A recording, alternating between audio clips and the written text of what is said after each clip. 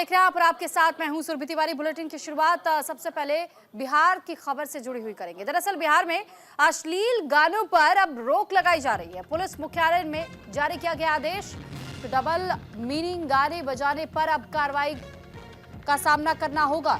तो बिहार में अब सार्वजनिक स्थानों पर अगर किसी प्रकार से अश्लील गाने बजते हुए सुनाई देते हैं जिसमें डबल मीनिंग का इस्तेमाल किया जाए, तो ऐसे में भोजपुरी गानों पर सख्ती की जाएगी। बिहार पुलिस मुख्यालय ने सभी जिलों के पुलिस अधीक्षकों को निर्देश जारी किया है। ऐसे गानों को रोकने और बजाने वालों पर कार्रवाई का आदेश जारी किया गया है। पुलिस का ये कहना है कि ये गाने महिलाओं की गरिमा और सुरक्षा के लिए खतरा बनते हैं, बच्चों की मानसिकता पर भी गलत प्रभाव डालते हैं। तो फिलहाल ये एक बड़ी खबर के तौर पर वाकई से देखा जा सकता है, क्योंकि बिहार में अश्लील गानों पर बैन की बात कही जा रही है। इस पर ज्यादा जानकारी के साथ राजीव मोहन हमारे साथ पटना से जुड़ चुके हैं। राजीव, बिहार में जिस प्रकार की घोषणा की गई है, ये वाकई में बड़ी घोषणा है, क्योंकि हम अमूमन देखते हैं कि शादी का फंक्शन हो, किसी के जन्मदिन का ही फंक्शन क्यों ना रखा गया हो, या किसी भी मौके पर हम देखते हैं कि किस तरह अश्लील गाने लाउड स्पीकर पर, डीजे पर जोर शोर से बजते हैं और उस पर छोटे छोटे बच्चे भी थिरक रहे होते हैं बिना उनका मतलब समझे, और उसका अर्थ क्या निकल कर आता है यह हम सब भी जानते हैं। देखिए, बिल्कुल सही है। लेकिन अभी फिलहाल सरकार ने जो पुलिस जिला मुख्यालय ने जो आदेश जारी किया है उसके मुताबिक यही है कि होली के दौरान अगर डबल मीनिंग भोजपुरी गाने बजाए जाएंगे और खास करके सार्वजनिक स्थान पे बजाए जाएंगे, तो जो लोग भी दोषी होंगे उनके खिलाफ कार्रवाई की जाएगी।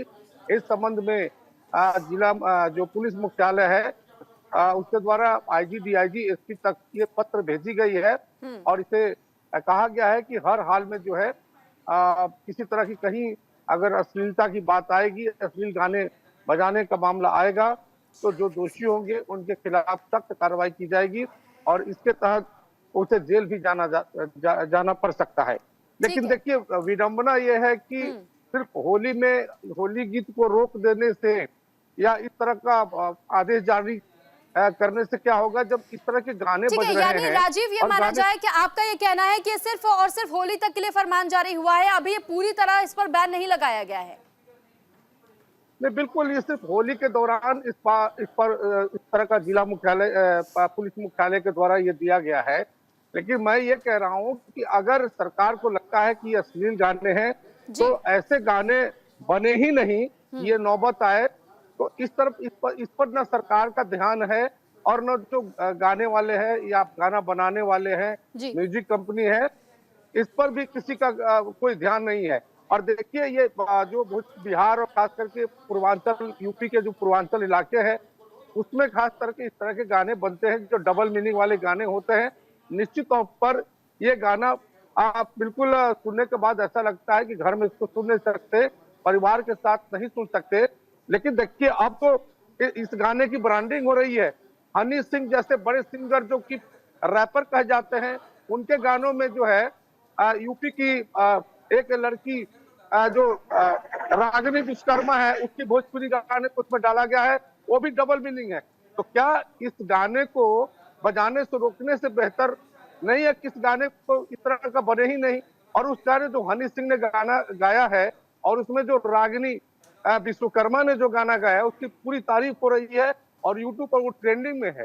तो फिर ये इस तरह की होली में इसे रोक देने से कोई बहुत बड़ा फर्क नहीं पड़ जाएगा, लेकिन होली के बाद भी ये गाने बजेंगे और वैसे लोग जो इसको प्रमोट कर रहे हैं उसके खिलाफ सरकार का कोई अभी तक कोई आदेश नहीं है, कोई एक्शन नहीं होता है।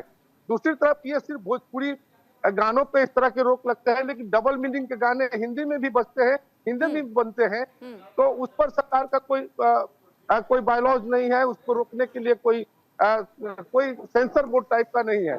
ठीक है, यानी अगर राजीव इस पूरे बात का समीकरण निकाला जाए तो ये सबसे ज्यादा जरूरी हो जाता है कि चाहे भाषा कोई भी हो, अगर किसी भी गाने में, किसी भी भाषा में गाए हुए गीतों में अगर अश्लीलता झलकती है तो हर एक गाने पर, हर एक भाषा में गाए हुए गीत पर भी उस पर प्रतिबंध लगाया जाना चाहिए ताकि एक अच्छा मैसेज जा सके। बहुत धन्यवाद आपका तमाम जानकारी हम तक पहुंचाने के लिए। अब बहरहाल